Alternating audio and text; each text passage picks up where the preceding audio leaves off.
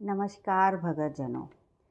7 सितंबर 2025 को 122 साल के बाद इस साल का सबसे अंतिम चंद्र ग्रहण लगने वाला है। तो कई लोग चंद्र ग्रहण को लेकर कई बातें सुनकर अंधविश्वास मानना शुरू कर देते हैं। आप ग्रहण को लेकर अंधविश्वास ना मानें, बल्कि इसे प्रकृति का अद्भुत खेल समझें और इस अवसर पर आप आध्यात्मिक साधना से लाभ उठाएं। चंद्र ग्रहण एक अद्भुत घटना है जो विज्ञान और आस्था दोनों दृष्टियों से महत्वपूर्ण होती है। ये हमें ब्रह्मांड की सुंदरता और रहस्य समझाती है और दूसरी ओर हमारी आस्था और परंपरा से जुड़ी हुई है। तांत्रिक तो इस चंद्र ग्रहण का इंतज़ार करते हैं ताकि वो इसमें मंत्र जाप करके अपनी साधना को सिद्ध कर सकें। और गृहस्थी साधक जैसे हम लोग और आप सब लोग, हम लोग इस चंद्र ग्रहण में भी अपने कुछ मंत्र जाप, कुछ दान कर कर अपने पुण्यों को कई गुना कर सकते हैं। तो आप इस वीडियो को पूरा देखें। इसमें मैं आपको बताऊंगी कि आपको सूतक काल में क्या करना है, सूतक काल से पहले क्या करना है, चंद्र ग्रहण के अवधि में आपने क्या करना है, गर्भवती महिलाएं इस अवसर पर क्या करें क्या ना करें। डरने की तो बिल्कुल भी ज़रूरत नहीं है। और मंत्र जाप कैसे करें ये आप सब मेरी वीडियो में अंत तक जानेंगे, तो मेरे साथ बने रहें और इस अद्भुत रहस्य घटना का लाभ उठाएं। तो पहला प्रश्न उठता है, ये चंद्र ग्रहण इतना महत्वपूर्ण क्यों है?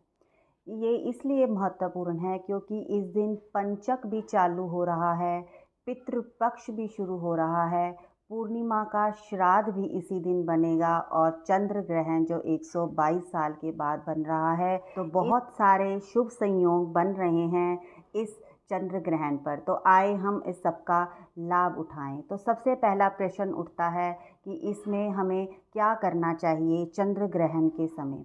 चंद्र ग्रहण के समय हमें कोई भी मंत्र का जाप करना चाहिए, वो दैनिक मंत्र जो आपको अपने गुरु से प्राप्त हुआ है या आप रोज़ किसी मंत्र का जाप करते हैं। अगर आप ग्रहण के समय उस मंत्र का जाप नहीं करते हैं तो उसका प्रभाव मलिनता को चला जाता है। तो कम से कम आप अगर 3-3.5 घंटे का चंद्र ग्रहण है, अगर आप पूरा टाइम मंत्र जाप नहीं कर सकते हैं तो आप अपने मंत्र का कम से कम 11 या 21 बार उस मंत्र का जाप जरूर करें। उस मंत्र के जाप से वेद व्यास जी कहते हैं कि चंद्रमा ग्रहण के समय उस मंत्र का जाप 1 लाख गुना और बढ़ जाता है। और अगर आप मंत्र जाप करते हुए गंगा जल पास में रख लें तो वो 1 करोड़ के गुना के बराबर हो जाता है। तो देखिए मंत्र जाप का कितना महत्व बताया गया है। चंद्र ग्रहण के समय आप उस चंद्र ग्रहण के समय आप महामृत्युंजय मंत्र का जाप या गायत्री मंत्र का जाप भी कर सकते हैं। अगर आप मंत्र का जाप 11 या 21 बार कम से कम करें, नहीं तो कम से कम आप तीर्थों का स्मरण ज़रूर करें चंद्र ग्रहण के समय। तीर्थों का स्मरण करने से ही आपको पूरा फल प्राप्त होगा। जैसे आप गंगा मैया का स्मरण करें। अब प्रश्न उठता है सूतक के समय हम क्या करें, सूतक लगने से पहले हम क्या क्या सावधानियां करें। तो पहले हम जान लेते हैं सूतक क्या होता है।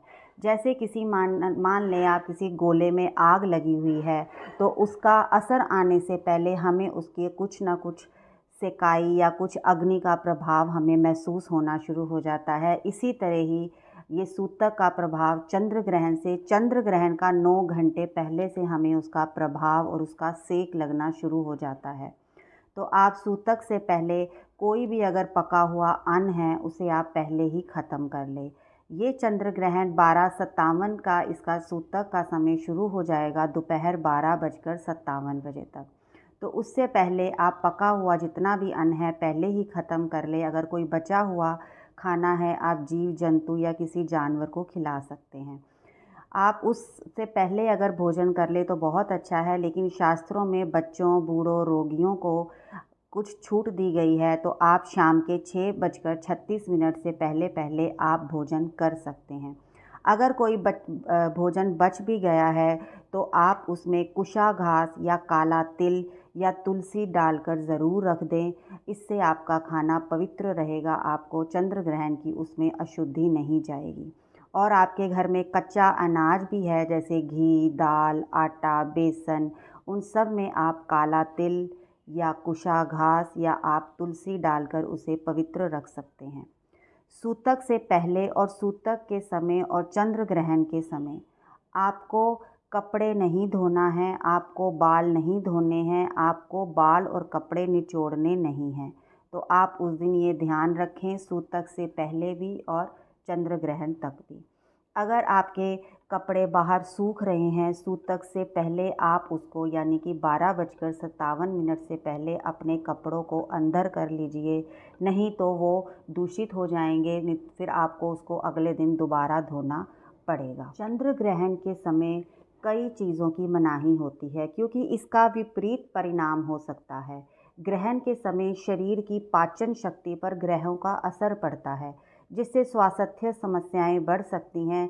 इसी कारण प्राचीन काल से ही इस अवधि में खान पान से जुड़ी हुई कई बातें बताई गई हैं, जैसे ग्रहण के दौरान आपको तैलीय भारी पदार्थ, दूध, पनीर, मांसाहारी भोजन और पकी हुई सब्जियों को ग्रहण के समय नहीं खाना चाहिए, नहीं तो इससे आपको पेट से जुड़ी हुई समस्याएं शुरू हो जाती हैं।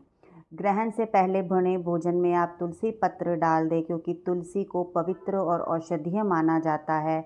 आप भोजन में उसे तुलसी पत्र डालकर आप उसे ढककर रख दीजिए। अगर तुलसी पत्र नहीं है तो आप कुशा घास या आप काला तिल भी डाल सकते हैं। तो इस तरह हम उनको पवित्र कर सकते हैं। अब अगला प्रश्न आता है मंदिर का, हमारे पूजा घर का। पूजा घर और मंदिर सूतक लगने पर 12:57 तक आप अपने पूजा घर का अगर दरवाज़ा है, पर्दा है, उसको बंद कर दीजिए।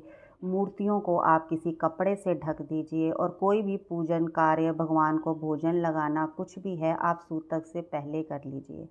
और सूतक के हटने के बाद आप सब भगवान के वस्त्र, पर्दे वगैरह को आपको धोना पड़ेगा, जो आप सुबह उठकर कर सकते हैं। एक बहुत ही ज़रूरी बात जो मैं बाद में भूल ना जाऊं, आप सबके लिए जानना ज़रूरी है कि 7 सितंबर भूल कर भी आप किसी का दिया हुआ दान पूरे दिन में आपको नहीं खाना है। किसी का दिया हुआ अन्न का दान आपको नहीं खाना है, चाहे कुछ भी हो जाए। इस दिन हमें सिर्फ दान करना है। और दान, अगर आप कहें कि अब किसी को हम दान कर रहे हैं तो उसे भी नहीं खाना चाहिए। हम किसी ज़रूरतमंद को दान कर रहे हैं, लेकिन आपने सिर्फ अपने हाथ से दान करना है, किसी के दिया हुआ अन्न दान नहीं खाना है, नहीं तो आपका 12 वर्षों का पुण्य समाप्त हो जाएगा एक झटके में, ये शास्त्रों में कहा गया है। तो ये आप भूल कर भी ना करें 7 सितंबर वाले दिन। और सूतक के, और आप इसमें आपको ग्रहण जो दान देना है वो भी मैं आपको बता देती हूँ। आपको गेहूँ, गाय को हरा चारा, आपको जो भी दान देना है आप ग्रहण के समय आप उसका संकल्प ले सकते हैं। अब बात करते हैं गर्भवती महिलाओं की कि उनको क्या सावधानियां बरतनी चाहिए। सबसे पहले तो गर्भवती महिलाओं को घर के बाहर नहीं जाना है और ग्रहण काल के समय अपनी खिड़कियां, दरवाजे बंद कर लेनी है ताकि चंद्र ग्रहण की किरणें घर के अंदर ना आ सकें। आपको उनसे अपने आप को बचाव करना है। आपको कोई भी सिलाई कढ़ाई वाला काम नहीं करना है, कोई भी नुकीली चीज़ को हाथ भी नहीं लगाना है, जैसे सुई, कैंची, तेज धार वाले चाकू, आपको किसी को भी स्पर्श नहीं करना है। आपको उस दिन लोहे को स्पर्श नहीं करना है, कोई ताला नहीं खोलना है, किसी भी तरह की आपको बंद कुंडी भी नहीं खोलनी है।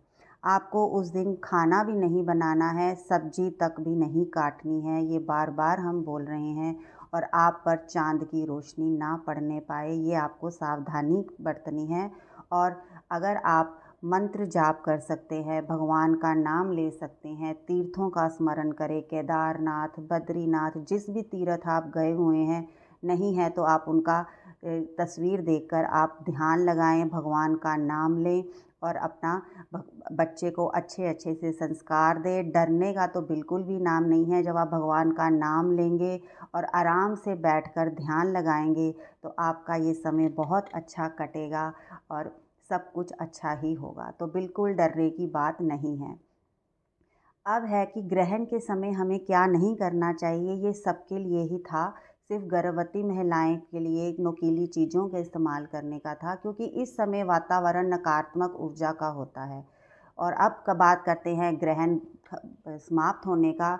तो ग्रहण समाप्त होने के बाद आप स्नान ज़रूर करें। अगर आपने किसी माला का जप किया है तो उस माला की भी शुद्धि करें, उसे गंगा जल से धो लें। अपने वस्त्रों को आप पानी में से वस्त्र के समय सहित ही आपको नहाना है और फिर नए वस्त्र धारण कर लेने हैं और इसके बाद आप भोजन कर सकते हैं। चंद्र ग्रहण की जो अवधि होगी वो 3 घंटे और 30 मिनट तक रहेगी। उस समय तक आप अपना दान का संकल्प कर सकते हैं। जो भी अनाज आप पक्षियों के लिए चारा निकाल सकते हैं, गौ के लिए आप चारा निकाल सकते हैं, गेहूँ, आटा, कुछ भी दाल वाल आप किसी भी ज़रूरतमंद के लिए निकाल कर संकल्प कर लें। और दान का बहुत ही महत्व बताया गया है। किसी के लिए आप वस्त्र भी निकाल कर रख सकते हैं, किसी ज़रूरतमंद के लिए। अब हम बात कर लेते हैं कि चंद्र ग्रहण कब शुरू हो रहा है, इसका सूतक समय क्या है और इसकी समाप्ति कब है। चंद्र ग्रहण 7 सितंबर 2025 को रात को 9:57 पर शुरू होगा और इसकी समाप्ति 1:27 तक होगी। लेकिन चंद्र ग्रहण का सूतक समय 9 घंटे पहले शुरू हो जाता है, तो ये दोपहर 12:57 से सूतक का समय शुरू हो जाएगा। तो आप सबको जो मैंने सूतक के समय की पहले की सावधानियां बताई हैं, आप ज़रूर करें। सूतक के बाद वाली भी करें और चंद्र ग्रहण के समय भी करें और भगवान का आध्यात्मिक का लाभ उठाकर आप चंद्र ग्रहण का लाभ उठाएं और अपना जीवन सफल करें। और जो कोई भी बाधाएं या परेशानियां आपके जीवन में आएंगी वो आप उन सबको दूर कर सकते हैं। धन्यवाद। अगर आपको वीडियो पसंद आया हो, अगर आपको बातें बिल्कुल योगदान आपको दे रही हों, तो आप मेरे वीडियो को सब्सक्राइब कर दें। धन्यवाद।